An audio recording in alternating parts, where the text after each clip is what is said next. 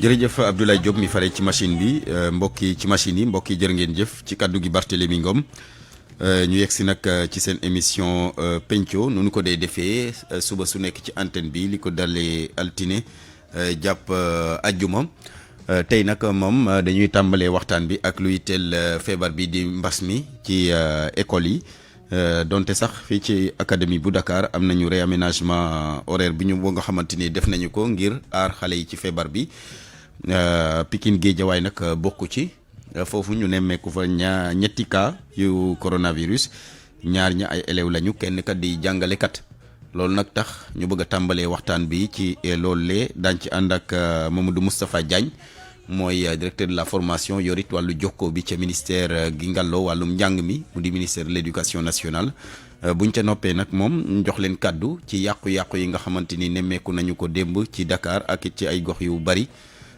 gannaaw manifester yi nga xamante ne ñu ngi ko doon amal nu ngeen ci gisee nu ngeen ko gisee ci 88 628 ci 88 628 14 14 lay doon waaye nag ñu tàmbali waxtaan wi ak directeur Mamadou Moustapha Diagne ñu ngi lay nuyu directeur. maa ngi leen di fay bu baax Barthélémy.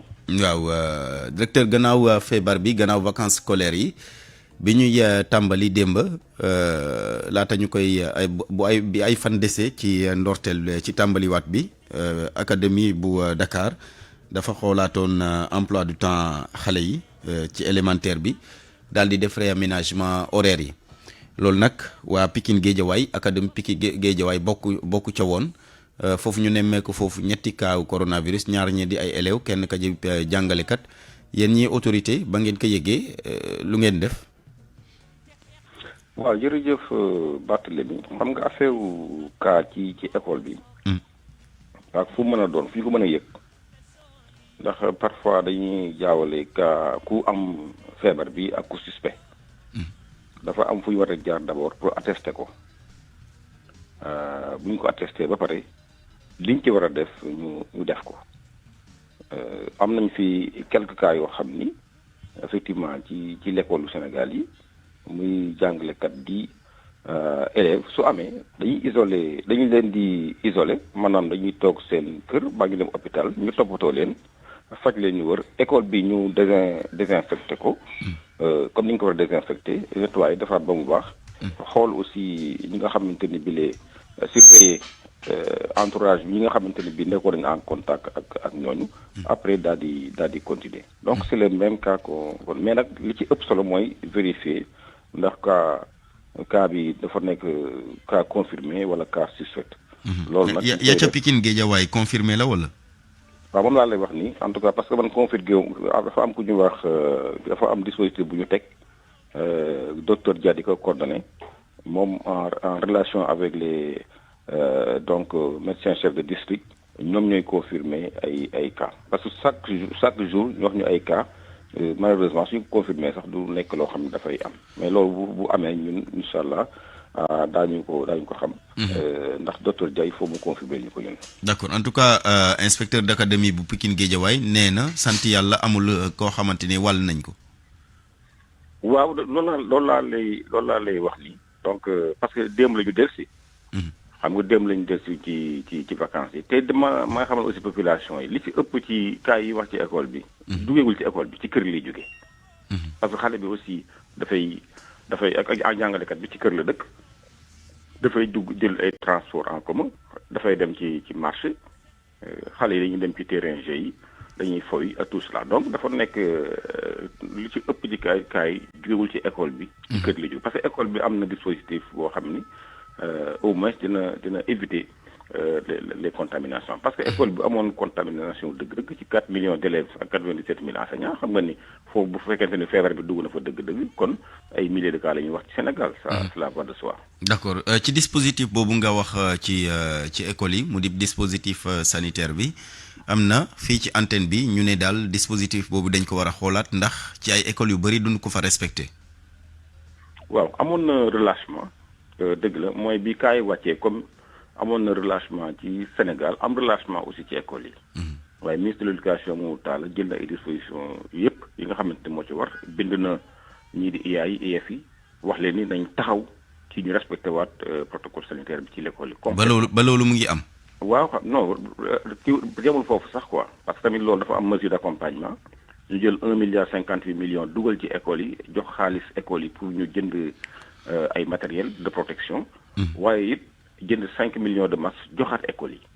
donc ensuite nag yokk nañ surveillance bi def nañ réunion ak IAI def nañ réunion ak IEF yi ñoom ñëpp jënd nañ ay circulaire jënd nañ ay notes de service yónnee ko ci école yi wax ni nañ respecter dispositif bi parce que dispositif bi rek moo ñuy permettre ñu mën a continuer cours yi te def naa loolu ñi jiite école yi yëpp dafa taxaw nañu ci donc mën ngeen a vérifier encore aussi bu ñu fàtte ni parents d'élèves yi nañ jënd masque wàccu leen kooku tamit nañ ko xam jënd masque wàccu benn parent d'élève masque 100 francs lay jar école bu la joxee ñaari masque aussi def naa ne parent bu def ne war ngaa mën a di jënd ñeent fukki dërëm jënd ñaari masque yokk ci masque lavable bi yokk ci biir donc xeex bi ñun ñëpp la war muy état bi muy parents d'élèves yi société civile na ci ñëpp jàpp pour que ñu mën a terminer donc nos cours là dans les meilleures conditions.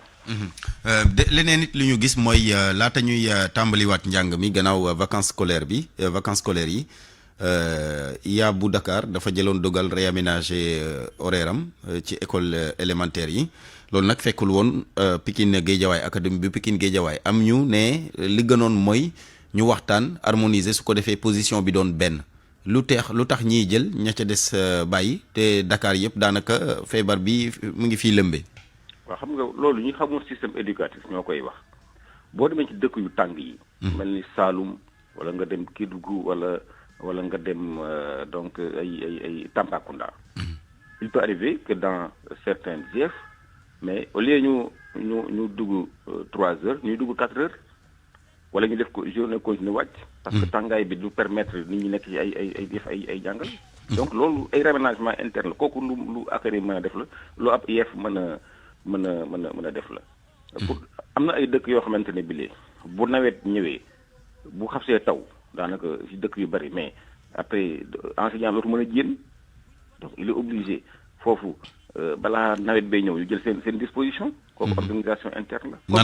maanaam daal autorité académique bu nekk mooy jël ay décisions en fonction de la particularité de sa circonscription. absolument fii Dakar xam nga ni mos parfois sax jógee Grand Dakar dem Grand Yoff dafay metti ndax doo am oto waaw boo ci raxee dolli tey jii fas feebar bi ñëw nga xamante ne bi li gën mooy ñu bañ a dugg ci transport commun yi ñu wàññi ko.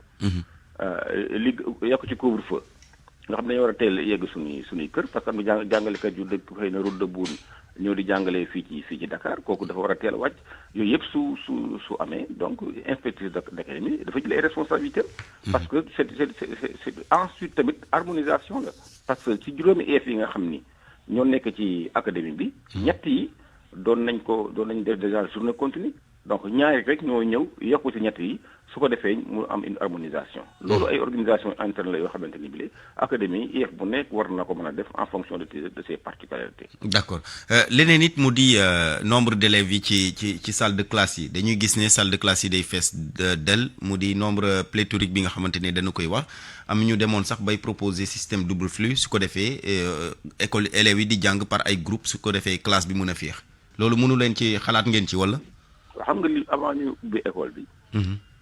dafa am ñoo xamante ni bile ñoom la seen xel màcc ci jëm ci épidémie bi ñoom la ñu waxtaanal ñu defal ñu protocole sanitaire que am bi ñu njëkkee ubbi amoon na distanciation physique parce que boobu 551 000 élèves la ñu yor. donc mën nañoo def distanciation physique.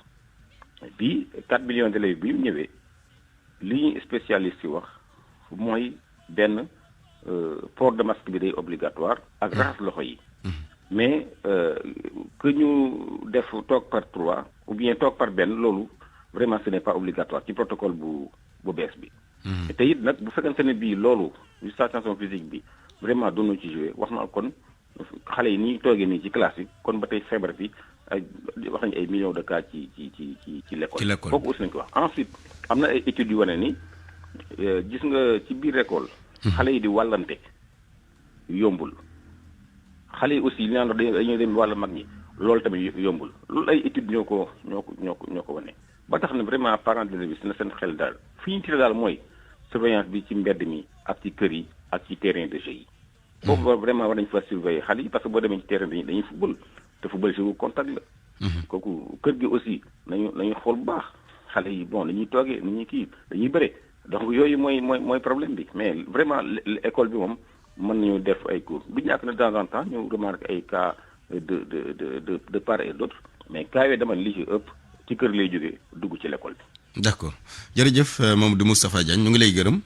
merci Barthélémy. merci yendoog jàmm Mamadou Moustapha Diagne directeur de la formation et de la communication nekk foofule ca ministère gi ngàlloo wàllum njàng mi mu di ministère éducation ñu doon dellu siwaat rek ci Covid bi ak l'école bi gannaaw ba ñu nemmeekoo ñaari cas ca IA bu Pikine Guédiawaye mu di ñaari élève ak benn enseignant ñu koy gërëm bu baax a baax feddali li nga xamante ni moo di kàdduy docteur yi rek ak spécialistes yi ngir responsable établissement scolaire yi également ñu def seen kéem kattan su ko defee ñu respecter les gestes barrières gannaaw ba ñu nemmee ko foofu nag ay cas ca Pikine Guédiawaye dégg ngeen inspecteur d'académie bi nee na am na ay mesures yu bees yu ñu jël daal di port du masque ñu def ko obligation élève boo xamante ni daal takkoo masque dañ lay wëlbati nga ñibbi sa kër wala ñu xool nu ñuy def ba daal di la jox masque su ko defee nga mën a dugg classe loolu yëpp di ay matuwaay yoo nga xamante ni daal responsable établissement yi war nañ di ko veiller di veiller à ça su ko defee les gestes barrières ne serait-ce que port du masque ñu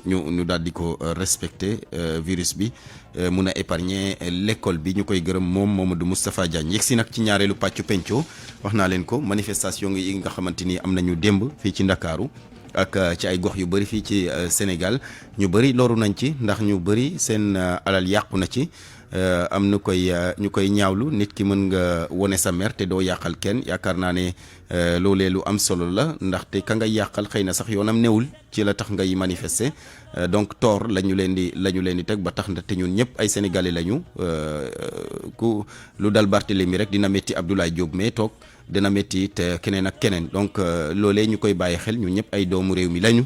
ba tax na lu waay am rek muy alalam mu ci suturloo jaadu na également nit ki bu dee manifester mu fexe ko sàmmal ndaxte ca lay dundal njabootam te ka ngay yàqal loolu yaa ngi koy dugal ci loraange boo nga xamante ne xëy na bu ëllëgee dootul am lu mu mën a dundalee njabootam donc yooyu ñu koy bàyyi nit war na mën a manifester rek te doo yàqal sa morom donc kàddu gaangoog ñu jox leen ci wàll lu ñuy wax it ñu wax ko ak responsabilité tooñu fi kenn salaamaaleykum.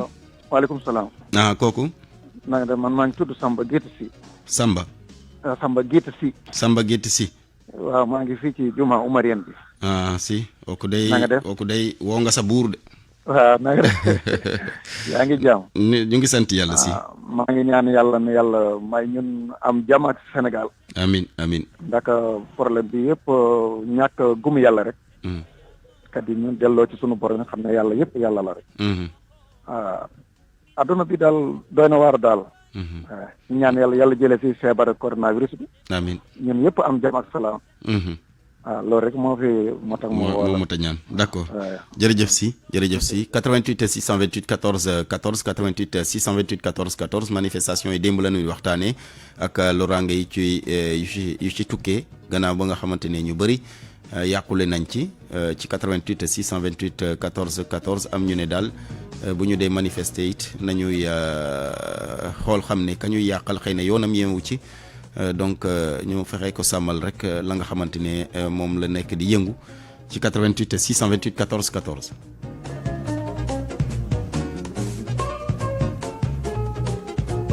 ni bés dina ñëw américain yi am gis-gis yu bees waa Russie di seneneen. allo salaamaaleykum. salaamaaleykum waaw kooku yegg siwul de Abdoulaye Diop 88 628 14 14 ñuy xaarandi seen kàddu ci ligne bi ci manifestation yi nga xamante ni am nañu démb ak yàqu-yàqu yi ci tukkee salaamaaleykum. waaleykum salaam. Kooku. El Hadj Barthélémy waaw. ñu ngi lay ziar baax. ñu ngi delloo ziar yow la kan. Omar Faye la réew maa woo. Omar waaw nu ngeen def Faye. ñu ngi lay ziar baax mbaa yaa ngi si jàmm. sant yàlla bu baax Omar. nag liggéey bi mbaa yaa ngi si jàmm. ça va sant yàlla. alhamdulilah. bien. ñu ngi rafetlu émission bi macha allah. jërëjëf.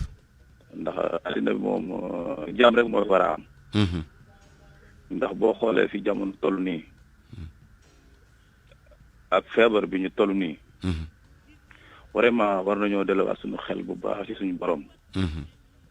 et puis gis nga ne ci mbedd yi di xeex ak xuloo ak histoire vraiment dafa nekkul loo xamante ni respect la ci Sénégalais yi ak nun ñi nga xam ne ay Sénégalais lañu. ndax boo xoolee tey ni jamono toll nii feebar bi ñuy won ay cas yu kenn xamul ni mu toll. kon vraiment war nañoo bàyyi xel loolu. Barthélemy. waaw. man maa ngi lay woo fii ci réew maaw.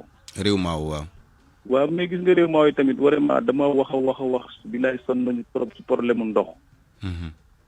mais xam nga noonu tamit lu mat fukki at ci ginnaaw ñu ngi am problème mu ndox mënuñoo am ndox di dox ay 3 kilomètres 4 kilomètres. réew maaw fan la nekkati. réseau de Diourbel. Diourbel ok. Diourbel la. vraiment métti na te ak feebar bi fi mu toll nii boo xoolee ni ñu toll nii te fi ay junniy doomu aadama ñoo fi yeewoo. tey ba feebar bi bu duggoon tey jii réew maaw gi ñun fan la ñuy jëm ak fan la ñu koy waxee ak ñun fan la ñuy jëm nan la ñu mën a xam. waaw nañu dimbali bu baax a baax ci ndox. nañu dimbali ci ndox vraiment yàlla nañu koy jooy fukki at ci ginnaaw. billaay wal asim réew maaw benn ndox mënuñu ko am. d'accord askan wi sonnoon nañu trop Barthélemy. d'accord leer na. ñu rafetlu émission bi baax a baax di leen ñaanal bu baax RFM yàlla def xiwal bu baax a baax vraiment tamit am nañu kontaan ci yéen bu baax a baax ndax yéen am ngeen solo trop. jërëjëf Faye jërëjëf ñu ngi siyaar bu baax. jërëjëf yendoog jàmm nuyu waa réew maaw yëpp nekk ci région bu Diourbel yaakaar naa yàgg na nag fukki at ngay ñaan ndox moom te mën a guyoo ko am autorités yi également war nañ ciy bàyyi xel salaamaaleykum. asalaamaaleykum maaleykum salaam wa rahmatulah. kooku. sëñ bi na nga def damay leb tur bi. ñu ngi lay sant yàlla bu baax. acca ñu ngi lay déglu ko mbaa yéen a ngi am jàmm rek. ça va alhamdulilah. waaw dama bëggoon wax ci affaire problème mu Sonko boobu ak sénégalais yi. sénégalais yi ñoo war a yeewu bàyyi politiciens yi ak seen i bagages yooyu xam nga loi ñëpp la nekkal mais bu nekkee ku am dara ñu ne dañuy dem toj alalu jàmbur wala di sànni ay xeer loolu amul benn njëriñ. dañu war a xool dëkk bi naka lay doxee mais am na yenn affaire yoo xamante ni vraiment amul kenn xamul foo koy teg quoi. waaw te xam nga am yenn saay sax bu yi amee bu manifester amee xamoo ka cay dugg ay defkatu ñaawteef ak yooyu yëpp mën nañ ci raax. parce que kenn dootul xàmmee kanay kan kii la ak kële voilà. waaw ni ko waaja doon waxee rek dafa am ñuy gàmmoo ñuy raas xaw ma jën la wax xaw ma. waaw moo tax nag nit ñi ñoo war a am. ñu ciy bàyyi xel nit ki daal war nga mën a manifester voilà war nga mën a fa manifester te doo verser dans la violence. mu ngoog te maam Abdou dafa am lu mu doon wax loi ñëpp la fi ne mais bu nekkee dañu wax benn politicien dafa def dara ñu ne kenn du ko ate bu yàggee kon dëkk bi fu mu jëm mais moom nee nañ dafa def ak deful mais na dem ñu ate ñu xam dëgg bi fan la féete. moo gën ñu nekk fii di toj ay kaar di yàqu yëfu jàmbur loolu amul benn njëriñ man daal bëggoon naa Sénégalais am xoolaat seen bopp am fula quoi. doo am ñu bàyyi ko ñu ko war a régler ñu régler ko quoi moo gën quoi. d'accord. loolu rek laa moom lu may wax. jërëjëf 88 628 14 14 88 628 14 14 ñu leen di xaarandi ci ligne bi salaamaaleykum. maaleykum salaam. kooku. maa ngi tudd Demba Pathé Diallo. Demba Pathé Diallo. waaw Demba waaw Diallo na ngeen def. ça va bien alhamdulilah. tey daal sama jaam yi bari nañu ci antenne bi Diallo ak si yegg. gis nga de sa buur yi ñoo dugg tey quoi ça va bien. ça va bien merci di wootee fan. di wootee Ranérou Ferlo ci village Lumbol Samba Abdoul. Ranérou Ferlo. oui Ranérou Ferlo oui. waaw acca ñu ngi lay déglu Diallo. ça va Bart. ça va sant yàlla bu baax. mais ñu ngi rafetlu émission bi vraiment li moom c'est une bonne chose. yee Sénégal yi. surtout damaa bëgg aussi li xew démb vraiment Sénégal. dañ koy ñaawlu.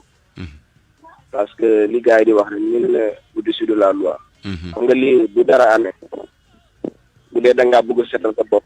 bu dee da ngaa bëgg a seetal sa bopp bu ñu la convoqué demal nga seet nga dem répondre à la convocation seetal sa bopp. li jarul ay manifestation li nga wax sàngare dara xewee rek bandi yi ak. ñëpp a ciy raaf dootoo xàmmee kan mooy def kan waaw. dootoo xàmmee kan moo def lii ak te toute la responsabilité sera endosée sur son dos. donc nag war nañu xoolaat suñu surtout ak temps bu ñu nekk ak Covid bi. Covid baa ngi nii donc nañu xoolaat suñu bopp ñaanal réew mi dal rek mooy si aj instant bi. donc vraiment ñu ngi lancer un appel à toute la population sénégalaise. pour ñu nekk benn vraiment ñu xool situation bi ñu nekk. ñu bañ a toj bagage jàmbur yàq ci bagage jàmbur loolu amul benn sens. d'accord. nañu yeew xam ne lii vraiment c'est une question juridique. nañu bàyyi justice bi liggéeyam. d'accord. On verra qui a tort wala qui n'a. waaw jërëjëf Diallo ligne bi dafa coupé 88 628 14 14 Ablaye am na keneen 88 628 14 14 ñu leen di xaaral bi ci ligne bi salaamaaleykum. Barthélémy na nga def. ñu ngi sant yàlla. Ousmane Dem la Port-Gentil Gabon. waaw Ousmane na ngeen def dem. alhamdulilah macha allah Barthélémy. démb dund naa lu ma métti Barthélémy. Sénégal nu mu mel démb daf maa métti trop Barthélémy.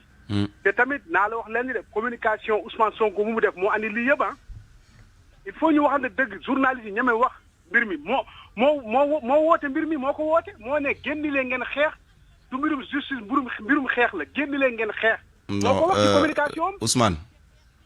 Ousmane. waaw yaa ka def ak ka deful xooluñu loolu xam nga li ñuy xool attitude nit ñi parce que nit ñi on se dit que nit war na mën a manifester te doo yàqal kenn. loolu ba léegi Sénégal noonu la c'est ça c'est-à-dire dañoo ubbi antenne bi pour que ñu woo nit ñi à leur ci gën a am responsabilité par rapport ak manifestation yi parce que ñañuy yàqal ay doomu réew mi lañu ni ñoom lañ leen di yàqal ci lañ doon suturloo ci lañ doon teddal ci lañ doon dundalee seen i njaboot. lu ñu yàq nag Barthélémy lu ñu yàq nag daa am fu mu jëg lu tax ñu yàq ko communication bi moo baaxul. communication bu mu def moo baax loolu moo tax ñu génn yàq oto jàmbur yi yàq këri jàmbur yi ñu tere nit ñi jaay loolu ngir lan yow ki nga sekkal beneen ndaw si nga sekkal demal yoon setal la moo gën yoon woona la demal yoon moo la mun a setal kenn mënu laa setal ci dëkk bi yoon rek moo la mun a setal waaye génn di taal ak mbas mi fu mu toll ni di taal di def lu nekk loolu dafa baaxul. d'accord dafa baaxul Barthélémy il faut ñu arrêter lii baaxul. day yàq kër jàmbur nit gaare otam xamoo fu mu jëlee xaalisam xamoo nu mu liggéey ba am xaalisam jël essence rek taal oto jàmbur si rien lii yëpp responsable li ñu yàq yëpp wallaahi moo ko war a fay moom. déet moom ligne bi sax dafa coupé parce que ñi yàq également mën na am du ay nitu Sonko li ma wax la léegi rek ñi manifester mën na am ñu rax seen biir ñooñu def lu ñaaw rek moo leen di tax a jóg donc ba tax na dañuy profité ci genre yi daal di def naka su dul noonu mën na bañ a doon ay nitu Ousmane Sonko ndaxte ñoom itam dañuy def preuve de responsabilité donc buñ ko teg ci ndodduy kenn manifestation am na daal am na lu ca tukkee yàqu-yàqu yu bari nees mën a def ngir loolee ñu moytu ko ndaxte duguleet fii yàgg na daanaka fu nit di manifester rek yàqal doomu aadama mu dem nag ba di ancré wu Sénégal te yaakaar naa loolu dañ ko war a moytu ndaxte réew mi ñun ñëpp a ko bokk ka ngay yàqal xëy na yoonu nguur gi newu ci privé ngay yàqal nit koo xamante ne yëgul tinut nga yàqal ko bagaasam yàqal ko li nga xamante ni moo di matériel am yàqal ko la muy dundee donc loolu tamit dees na koy moytu salaamaaleykum. waaleykum salaam asalaamaaleykum. jàmm rek kay kooku. damay leb tur bi quoi. acca aywa waaw lebal nañ dama bëggoon participer ci émission bi. man moom sama xalaat bu gàttu quoi lenn rek laa gis loo xam ne li rafetul quoi maanaam policiers yi lu tax ci dem kër Sonko taxaw fa. parce que xam loolu noonu moom moo peut-être yëngal booy. moo attiser le feu. non exactement parce que waruñ fa woon dem luñ fay ut ñëpp bon wax na ne damul.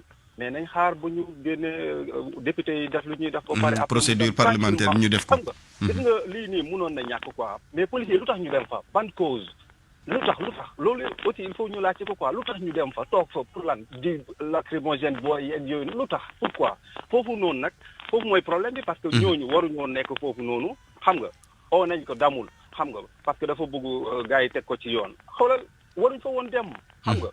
bon ñi nga xam ne ñoom ñoo nekk ak Sonko war nañ dem foofu war nañ fa taxaw. ak sympathisant yeeg yooyu mais du yoon gars yi dóor ay lacrymogène di kii di të mais léegi après lan est-ce que Sonko dem na. lan la leen apporté booy parce que loolu moom moo yëngal booy gars yi di manifester di yëngal fii di yëngal te loolu noonu rafetul quoi ñun mënoon nañ dépasser lii nii xam nga. parce que suñu waxee Sonko rek ñëpp buubu xam nga non comme calme xam nga tout peut se régler quoi mais suñu nekkee fii vraiment ak mbas bi xam nga ñu war a rus vraiment yenn yi xam nga am na loo xam ne aussi ñu nit man vraiment dama rus quoi sama réew parce que lii nii du yoon quoi. xam nga lii su ko nit yi déggee sax benn nit xam nga yóbbu ay arsenal di non saay am na loo xam ne rafetul quoi. mënoon nañ dépasser franchement Sénégal mënoon na dépasser Ousmane Sonko mën nga ko oo calmement mu dem xam nga répondre les choses xam nga après xoolal dara du am mais pourquoi policiers yi ñëw gendarme pourquoi di dóor foofu noonu xam nga troubler zone boobu noonu pour lan la leen apporter léegi ay gaañu ay. ay nit ñu yàqule. quoi vraiment. D'accord. lii mënoon na ñàkk quoi. jërëjëf mënoon na ñàkk effectivement mënoon na ñàkk 88 628 14 14 88 628 14 14 Ablaye Diop am na keneen salaamaaleykum. maaleykum salaam. waaw kooku. Moussa El Bachir Touba. waaw na ngeen def monsieur Seck. waay ñu ngi sant yàlla bu baax. naka waa Touba. ça va ñëpp ñu ngi sant yàlla. yàlla na sant yàgg. waaw en fait dañu bëggoon a préciser Barthélémy. génn moom bu waxul dëgg rek wax la ci des. franchement parlant bu ñu jëlee une analyse décryptée li xew démb. provocation dafa am léegi nag ceux qui sont préposés ou ceux qui sont habilités maanaam ñi nga xam ne ñoom ñoo war a garantir la sécurité des personnes ak seen ay biens. ñi nga xam ne ñoom lañ jox loi ak droit ñu koy sàmm buñ ko njëkkee galgati normalement. kenn waru xaar ci kenn muy sàmm yoon. Ousmane Sonko étant un député en session. section de recherche ñoo gën a xam ni boo koy convoqué un député am na foo war a jaar. convoqué nañ ko wax na li ko yoon may li ko droit may ñëpp xam ko ah. nangu ko it. nangu ko tamit. ay sympathisants ak ay partisans xëy dem di ko ndokkeel yi. waaw wallaay police lu muy wut foofu. la leen waxante rek loolu la fa police di wut. comme ñoom xam nañ fi ñu war a jaar pour mu wuy di leen te wax nañ ni buñ ko woowee dina wuy ji bu ñu jaaree fi ñu war a jaar. moom ci déclaration bi mu def sax wax na ko nee na. non préciser na ko 10 heures bu ñu levee mon immunité pas diplomatique parlementaire à 10 heures 10h05 mu wuyu ji leen. mu wuyu ji léegi nag bu fekkente ni li may bëgg wax ni tant que police ak gendarmerie ak même sax la justice bu ñu moytuwul di dugg ci yenn problème yi nga xam ne ñoom du seen wàll lii rek lay jur parce que il faut qu'on le dise nañ dut baaraam bi police bu demul woon foofu ñooñu mën nañ fa nekk manifester ba 21h daal du yëngut parce que ndedd bu xat la ba kenn nekku fa ndedd asruqu la dem nañ fa wax nañ li ñu war a wax mais bu police ñëwee ñu leen dem leen lu tax ñuy dem mu leen di lacrymogène coow li jooli il faut nag loolu ñu bàyyi ko xel parce que am réew bu fekkee yoon la kii député la pour nga convoquer ko am na foo war a jaar mais jaar fi ngir yàlla. léegi nag olof daf ni di nga xeeb sa xànc mu lakk sa dàgg maanaam di nga jël benn affaire jàppee ko lu ndaw mu far nag nekk benn xamu nu ma ko mën a wax sax tàkk ci sa kaw. laal sa gàncax laalaale sa gàncax. mu mujj doon daay bu ngand. mu mujj doon daay goo xam ne kenn du xam fu mujj parce que li xew dem am na ñoo xam ne yaakaar nañ leen te seen yoon nekku ci. seen yoon nekku ci te loolu lépp nag bu quoi qu'on dise bu fekkonte ni police demul woon démb kër Ousmane yëpp du xew loolu daal laay préciser ni lu mu mën di doon buñ ko tegee ci yoon jàmm mën na cee mucc waaye lu mu mën di doon bu fekkee ki war a doxal yoon moo bu njëkk teggi yoon. bu amee nañ partage am nga tamit malheureusement affaire bi dafa yegg si situation boo xamante ni dañuy tere rassemblement ñoom itam ñu dem dajaloo fa xëy na police looloo taxoon mu dem foofu ngir tasaare leen. waaw ma j'ai bien compris mais am na situation yoo xam ne dafa am nu ñu koy lijjantee parce que ñoom xamoon nañ ni. ñii ils étaient dans leurs états pic bu ndaw rek affaire dégénéré. waaw léegi nag ana intelligence police. ana intelligence gendarmerie bu fekkente ni yow dañ lay en tout cas nos forces de l'ordre là sont dotées d'une expérience boo xamante ne ñëpp a leen naw daanaka ci maintien de l'ordre public donc loolu également ñu soulever ko waaw démb moom xam naa ni kon dañoo affaire mais doy na war daal en tout cas ñuy woo ñu ñëpp de part et d'autre ñu ànd ak dal à la retenue surtout à la prudence parce que fii réew mi toll soxla nañ leneen lu dul lii ñuy woo ñëpp ci ak dal ci jàmm ak salaam merci beaucoup baax. réew mi ñëpp a ko bokk jërëjëf Seck 88 628 14 14 88 628 14 14 ñuy xaarandi ñu leen di xaarandi ci ligne bi ci thème tey bi ñuy waxtaanee yàqu-yàqu yi démb manifestation yi Ablaye Diop salaamaaleykum. maaleykum salaam. Kooku. Diop la Alioune Badara. waaw Diop na ngeen def monsieur Diop. ñuy sant Barta. yàlla na sant yàgg. man de wax fa dëgg yàlla dama am déception ci président bi taxoon ma yaakaaroon ni justice dina am Sénégal. allo. waaw. parce que démb am naa yaakaar bu gendarme envoyé wul woon Ousmane Sonko convocation. li am yëpp du am. bu dee dëgg rek a neex yàlla.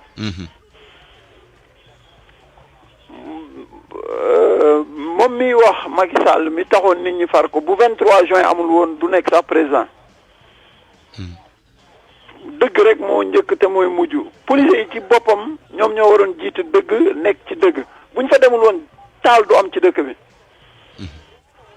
yàlla nañu yàlla may jàmm. amiin jërëjëf Diop jërëjëf Diop 88 628 14 14 88 628 14 14 Ablaye am na keneen. salaamaaleykum. maaleykum salaam. aha kooku. man la Doudou Diaw di leen woo Yoff. Doudou Diaw Yoff. waaw. Diaw na ngeen def. alhamdulilah. naka waa Yoff yëpp. ah ñu ngi ci jàmm. yàlla na jàmm yàgg yàlla na jàmm yàgg Diaw. jërëjëf jërëjëf waaw. man je voudrais juste intervenir li ñuy wax lu bari bon c'est vrai que on a dit beaucoup de choses. Mais man je veux revenir sur un seul point.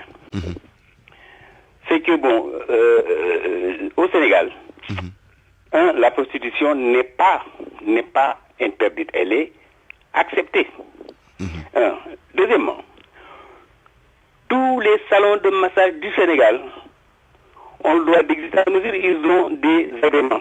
C'est le ministre de l'Intérieur qui l'a donné. Ça c'est une chose. Donc on ne dise pas que c'est légal, c'est légal. C'est qu'un terreau. Bien. Mais man fi ma jaaxle. C'est quand M. Sonko, qui est censé être un président un jour, nous prend vraiment pour des demeurer parce que si on est dans l'ordonnance. Non, mais M. Diaw. On va pas, monsieur Diaw, il faut qu'on soit précis aussi. J'arrête parce que non, on n'est pas là pour faire la genèse de l'histoire. Non, je ne fais pas genèse. Moi, je pense que sujet Bimatek, c'est précis par rapport aux manifestations d'hier. C'est que récemment, c'est l'action d'hier. Qu'est-ce qui a amené les actions d'hier? C'est ce que ce monsieur. On ne l'a pas poursuivi pour ça. On l'a poursuivi pour viol. Moi, personnellement, je ne pense pas qu'il ait violé qui que ce soit. Mais demandez, quand on a une ordonnance médicale, on voit des médecins. On ne peut pas comparer un salon de massage par rapport aux masseurs qui sont là. C'est une insulte par rapport à la profession de masseur. Nous savons que nous avons xam corps humain suñu defar la bu ñu xafe def cher ak machin. Comment tu peux aller voir une fille de 20 ans dans le masque?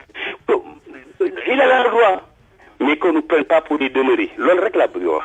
Qu'on ne nous prenne pas pour des demeurés, kooku c'est pas une justice valable. Il a le droit de faire ce qu'il veut. Des présidents, d'autres personnes ont fait pire. On a vu le cas des SK. C'était vraiment l'argentier du monde. Mais tout le monde a le droit de faire ce qu'il veut, sauf transgresser la loi. Man suñu jógee porter une plainte, qui que ce soit, man j'ai mes droits. L'État devrait pas faire ce qu'ils ont fait. Nous, même si c'est le mbas, rassemblement, il y avait une autre manière de le faire dans la communication. Attention, rassemblement, toog à l'écart. Maanaam nga tenir leen un langage vraiment diplomatique clair boo xamante ne ñëpp daañu ko mën a dégg. Mais lu tax ñoom itam ñu engagé loolu les gosses là xam nañu leen ils ont profité machin truc. Mais tout ça c'est pas le débat. Man pour moi, chacun muy état bi donc je ne le condamne pas parce que man du me condamner. Il a fait ce qu'il a envie de faire. La seule chose, je lui dis, qu'il ne prenne pas pour des demeurés, non, ça c'est autre chose. Qu'il a le droit de faire ce qu'il veut. Et des hommes ici, très haut placés, font pire.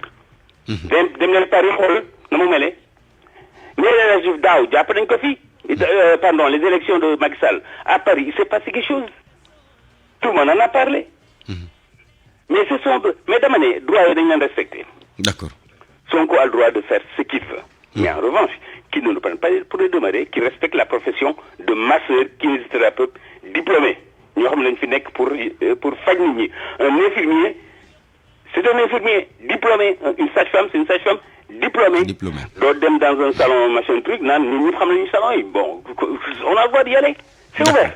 D'accord. Mais qu'on ne prenne pas pour des demeurer, ngeen jégal ma nag su ma waxee lu ëpp. D'accord Diaw jërëjëf ñu nuyu waa Yoff yëpp 88 628 14 14 88 628 14 14 Ablaye Diop de mu mooy naan kenn la ma bayati waaw ba tey 88 628 14 14 ñuy xaarandi kenn ku mujj ci ligne bi kon salaamaaleykum.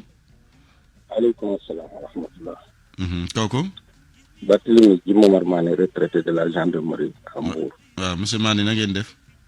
sant bu baax a baax. am na ku ma woo démb de doon ma laaj sa numéro xam naa boo paree boo ko mënee jox Ablaye Diop mais ca technique ba. waaw d'accord xam nga Barthélemy. man dama tiit réew mi si mu jëm nii dama tiit bu ma gisee yeneen réew yi defoon nii ba fi mu mujj ñu mujj ko. te nit ñi war nañoo seetaat seen bopp. ñi ñu jàpp démb ñi ñu blessé benn doomu ku ne ci pouvoir bi wala benn doomu ku ne ci opposition bi nekku ci allo. waaw maa ngi lay dégg. kenn nekku ci ñoom. mais nit ñi dañ xoolaat seen bopp. réew aussi ku jëlee xam nga bu nit ñi demee ba ne dàq nañ gendarme bi daw na dàq nañ police bi daw na ñu di ree mais loolu aw ay la. loolu aw ay la. réew dafa am ñu ko ñoo xam ne ñooñu la ko yàlla teg seen loxo ñu di ko diriger policiers yi ci njaboot gi la ñu bokk. gendarme yi ci njaboot gi la ñu bokk. gendarme du jóg mukk pour gaañ manifestant policier du jóg mukk pour gaañ manifestant mais xam nga police bi biig boobu ñu tegoon ko xaw ma dina ci génn xaw ma du ci génn loolu c'est dangereux loolu baaxul. manifestation yi kenn boñul manifestation mais bëgg a jël policiers yi ñu di. allo monsieur Mané malheureusement ligne bi dafa coupé de toute façon ngir jeexal rek ñuy woo ñëpp ñu ànd ak dal ndaxte réew mi suñum réew la ñun ñëpp ñoo ko bokk fii la ñu dëkk ñun ñëpp di ay sénégalais donc lu dal Barthélemy day metti keneen ka ca des ñun ñëpp di ay voisins. Donc cohésion boobu nanu ko sàmm ndaxte di manifester yàqal sa morom amaana sax sa mbokk ngay yàqal te xamoo ko donc loolu dafay métti te nit ki ñaq ba foraatu as tuut jëm ci góorgóorlu nga ñëw benn en une minute nga yàq lépp mu dugg yóbbu ko ci loraange moom ak njabootam loolu nañ ko moytu rawatina nag ci jamono ji nga xamante ni ak crise sanitaire bi daanaka am bi tollatul noonu ku nekk da ngay xëy di dawal loo wutali sa njaboot donc fekkee ne loolee yàqal nañ la ko fam lay yóbbu daal du baax ba tax na ñuy ànd ak dal nit ki yaakaar naa mën nga manifester te doo yàqal kenn ci la sa message bi di gën a leer sax maanaam daal nga manifester yàqaloo kenn ci boobaa message bi di gën a leer donc loolee ñu koy bàyyi xel ñu ciy bàyyi xel xam ne daal réew mi réewum sénégalais yëpp la. ka nga yàqal yoonu Macky Sall néew ci xamul yëgul tinul nga ñëw yàqal ko loolu lu métti la ba tax na des koy moytu ndaxte dañ gis ne daal saa yu ñu waxee manifestation yàqu-yàqu yi ñu wuti lu ñu yàq donc loolu nañ ko moytu ndaxte loo yàq tey reprendre ko dafay métti dafay impacté dafay am impact bu négatif donc ñu ciy bàyyi xel bu baax a baax mbokk yi jërë ngeen jëf Barthélemy Ngom newoon ci kàddu